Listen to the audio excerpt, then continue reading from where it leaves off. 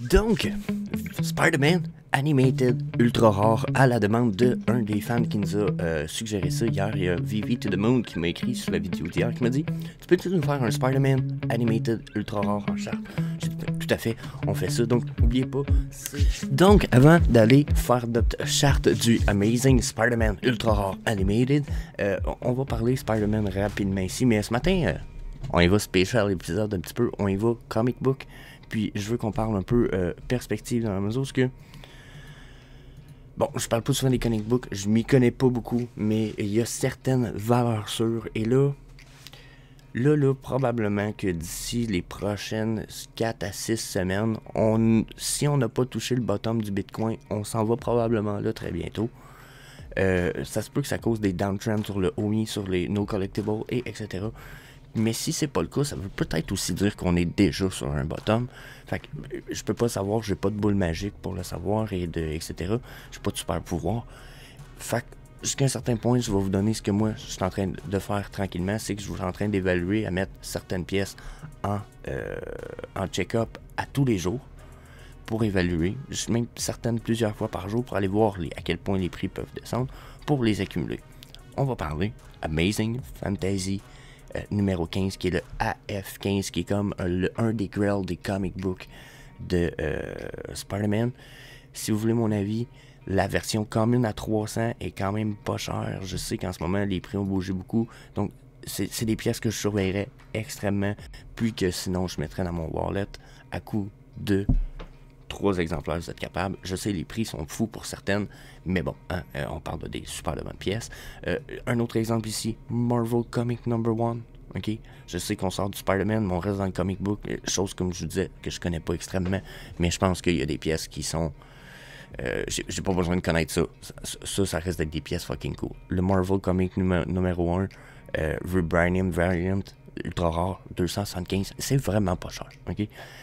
Le Star Wars numéro 1, Special Edition, Black Cover Variant, je veux dire, 238, c'est un des premiers comic book Star Wars, c'est le premier comic book Star Wars à la blockchain dans la première série, je veux dire, vous pouvez lire l'histoire, c'est fucking amazing. Je sais que c'est peut-être pas le comic book le plus amazing que vous allez avoir de Star Wars, mais ça reste le premier qui va avoir été sur une blockchain que vous allez pouvoir lire. Pour moi, ça c'est fucking bullish. Bon, je ne reparlerai pas d'Amazing Fantasy, on vient de le faire. J'ai toujours j'ai toujours apprécié le All New Captain America qui est juste ici au-dessus de ma tronche. Vous allez voir celui-là, il est à 189 pour le ultra rare. J'ai toujours aimé la série au complet. La raison est assez simple, c'est que pour moi, à mes yeux, puis je pense que ça risque d'être le cas dans le futur, c'est des choses que les gens vont finir par allumer.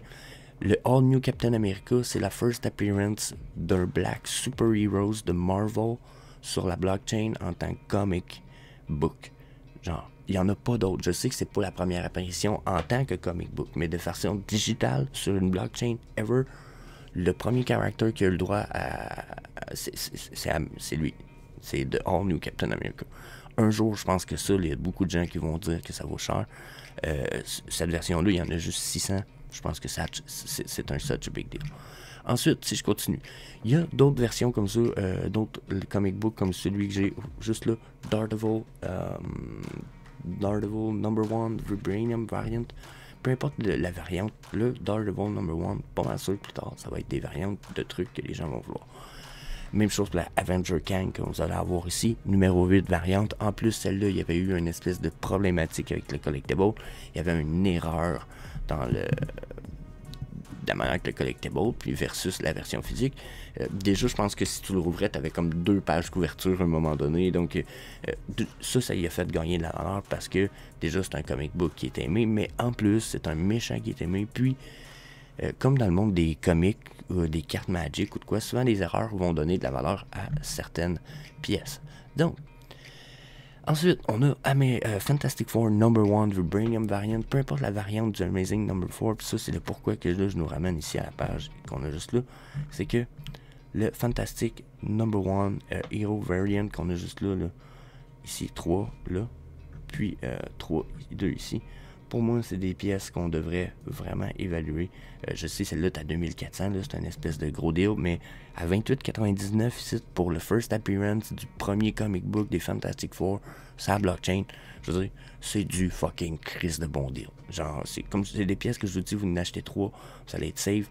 Le all-time high de ça, monté 215 qui est écrit ici, je mets un alentour de 150, 200, 150, 160 peut-être pour le all-time high réaliste de ça, parce que il y a peut-être eu des market manipulations durant le hack de Gem. Donc, souvent, je renlève 20-30% dans le prix du all-time high pour avoir un prix plus réaliste.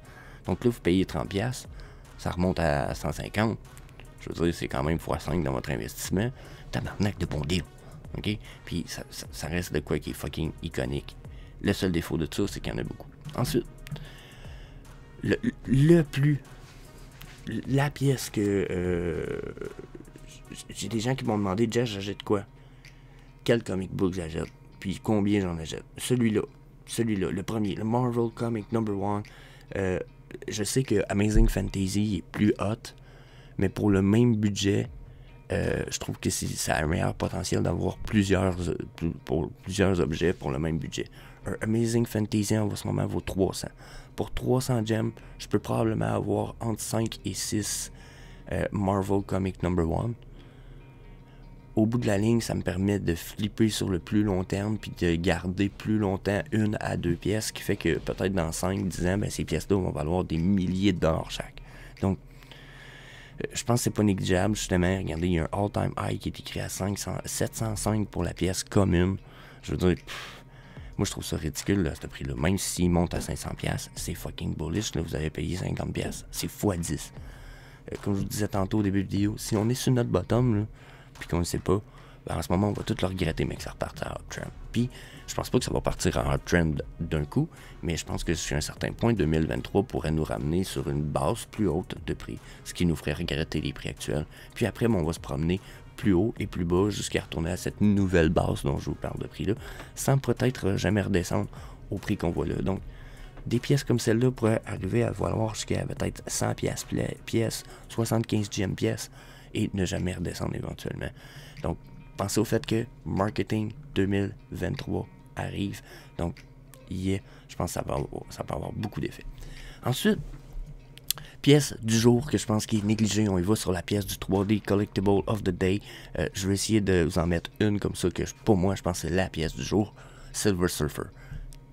C'est un pièce, il vaut comme 11$ de moins que son prix de drop déjà. Il se vendait à 60. Maintenant, vous en avez pour 39. Il y en a 6100. C'est pas beaucoup, là. En bas de 10 000, ça commence à être vraiment de bonnes éditions. Pas très basses, mais des basses éditions. OK? Il est tout seul dans son set. Ça veut dire que pour 39 gems, vous avez un set. Ce genre de pièce-là va vous donner, vu que c'est un rare, je pense que c'est 1.2 Master Collector Points par jour. À 39 gems, en plus, il y a un bonhomme c'est un des caractères qui est vraiment aimé, Silver Surfer, là. T'sais? Donc, à mes yeux, là, 40 gems, vous prenez 120 gems, vous en avez 3. That's a big deal. So, yeah, deal of the day, Silver Surfer. That's fucking nice. Donc, shout out à mon ami Ghostex qui m'a envoyé des remerciements hier. Merci à vous autres, en fait. Merci d'être là. Je sais que tu as déjà envoyé des suggestions en plus pour les 3D Collectibles. C'est amazing. Donc, yeah, content de vous avoir. Puis, si c'est pas déjà fait, comme mon ami Ghostex, bien entendu, la gang, je vous invite à me fracasser le bouton d'inscription de la chaîne. Puis, yeah, on se revoit pour d'autres vidéos plus tard. Quoique là, non, on s'en va voir la charte du Spider-Man. Qu'est-ce que je dis, moi? What the fuck, man? Sacrifice, sais-tu ce que tu fais? Moi, je chie Gertrude. Va chier toi-même. Donc, Spider-Man Animated Ultra Rare à la demande de un des fans qui nous a suggéré ça hier. Il y a Vivi to the Moon qui m'a écrit sur la vidéo d'hier qui m'a dit « Tu peux-tu nous faire un Spider-Man Animated Ultra Rare en charte? » J'ai dit « Tout à fait, on fait ça. » Donc, n'oubliez pas, c'est l'intention des Vivi Frog Show, c'est de vous faire des chartes que vous avez fait la demande dans la section commentaires. Donc, s'il y a des collectibles que vous voudriez avoir une charte, c'est le temps, écrivez ça sous la vidéo. Ceci étant dit, Spider-Man Animated Secret Rare, ultra rare celui-là, 876 gems, ce qui veut dire 876$ américains en ce moment. OK. Quand même une très belle pièce que si vous voulez mon avis, une des... je pense que c'est le premier... Ouais, je pense pas, c'est le premier set de Spider-Man qu'on a eu. Donc, en théorie, c'est un first appearance ultra rare de Spider-Man. Donc, qu'est-ce qu'on regarde? Si on regarde tout ça à matin, question stochastique RSI. Et pas stochastique RSI, voyons, je suis dans l'une, c'est ma prochaine charte ici. EMA, puis le RSI régulier ici. Bon, on commence par le RSI. Si je regarde mon RSI, là, vous voyez, j'ai mis une ligne de tendance ici. La raison, c'est que j'ai l'impression que on a un RSI qui est toujours sur une descente, puis c'est pas mal la seule tendance que je vois, à part peut-être l'espèce de flat line ici, que souvent, quand on y arrive à partir d'en bas, on a un refus de percer ce niveau-là que j'ai mis avec la petite ligne de rouge ici. Donc, c'est ce que je vois sur le RSI.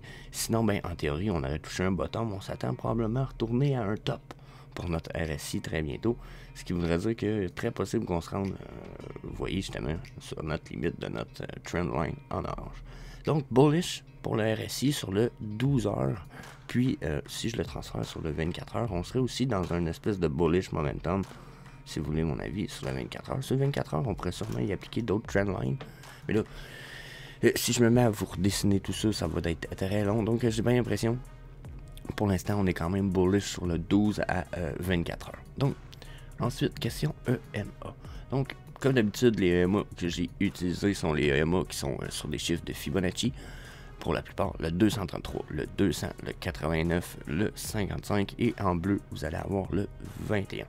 Donc, quand je regarde tout ça en ce moment, bon, déjà, on a eu des refus quand même assez clairs ici du EMA 100, avec la petite ligne en blanche. Puis ici, j'ai refus 89,55. Puis en ce moment, ben là, on est en train de... Regardez, là, notre EMA 55 nous sert de résistance, puis de résistance, je dirais, mais on semble pas vouloir aller par-dessus celui-ci. Donc, bon, de prime abord, là, ça contredit ce que j'ai l'impression de voir sur mon RSI. Par contre, si mon RSI réussit à gagner un peu de la puissance, je nous vois très bien, puis la marche n'est pas très haute, en 876, puis 905, là, il y a comme 25-30 piastres.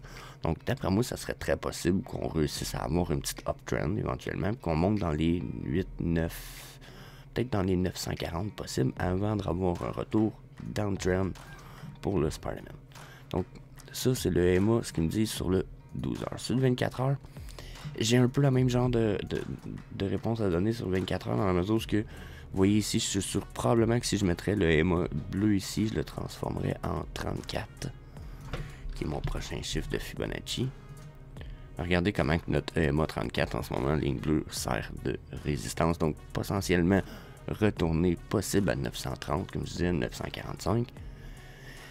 Mais sinon, c'est possible qu'on se fasse une downtrend avant de retourner sur la uptrend, parce qu'ici, on semble être sur une grosse résistance trend en ce moment. Donc, bon. Je vois plus de uptrend dans mon feeling. Ça, un feeling, ça vaut rien. Mais quand je regarde ça ici, le RSI, lui, est bullish. Puis je vois de la place quand même ici. Je vois pas pourquoi on ne montrait pas venir chercher le plateau qu'on a ici. Puis pourquoi on est pris là un petit peu. J'ai un peu de misère. J'ai l'impression qu'on a un plateau ici vraiment, vraiment clair. Là. OK. Regardez ici. Là. Oh, pareil. Ça n'a pas marché. Ici. Ici. Bon, là, pour moi, on a un plateau quand même clair. Là. On s'était assis là. Donc, je comprends un peu mal pourquoi on y retourne pas, puis que depuis, on a comme un autre plateau super dur à atteindre ici. Il me semble qu'on n'a pas de passé de prix à ce niveau-là. Donc, un peu perplexé, je vous dirais, par ça ici. Ça me laisse un peu... j'ai l'impression que c'est le top qu'on est supposé aller chercher. Là. Tout corrèle dans ces coins-là. Le MA55, la résistance en orange, la ligne blanche, puis...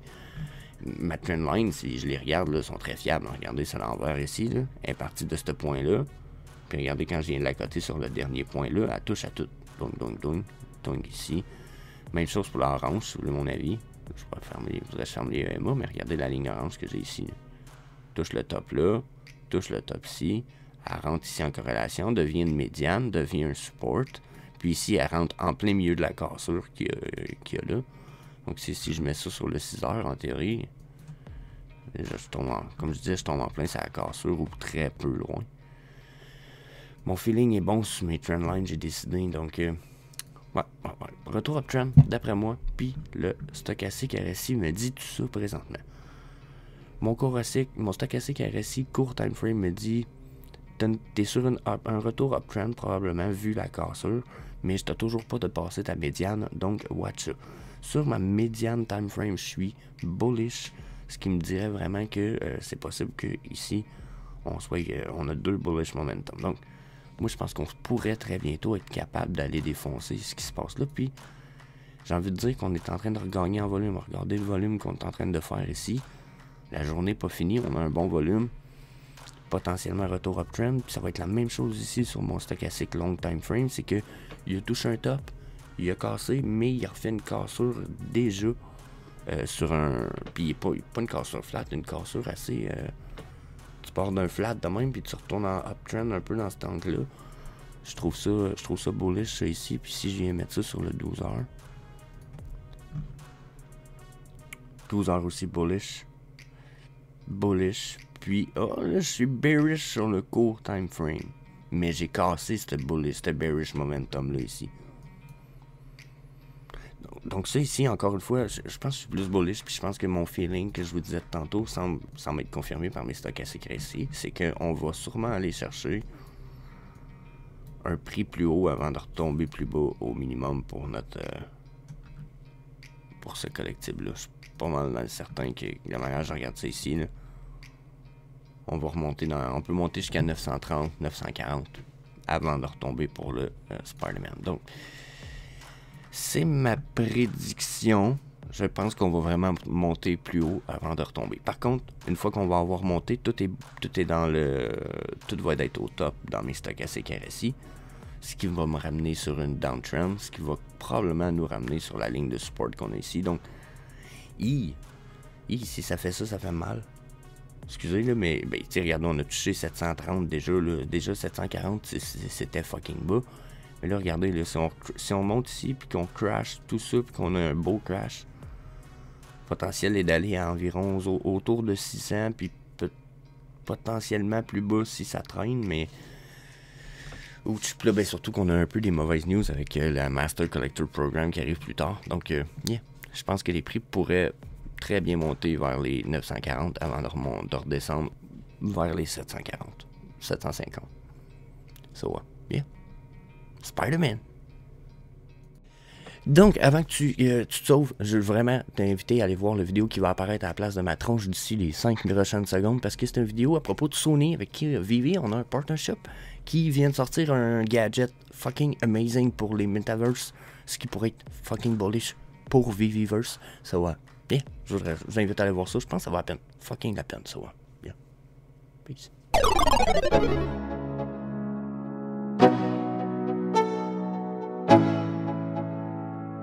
Let's go. Yo, I'm like an addict, do I gotta have it. I ain't even playing, got a really bad habit. If it moves, gotta grab it. Fuse like a magnet, lose, won't have it till I'm doomed in a casket. I ain't playing, got a weird mind. If you work 8 hours, I'ma work 9. If the shoot tastes sour, you should taste mine. I'ma stay in power for a long time.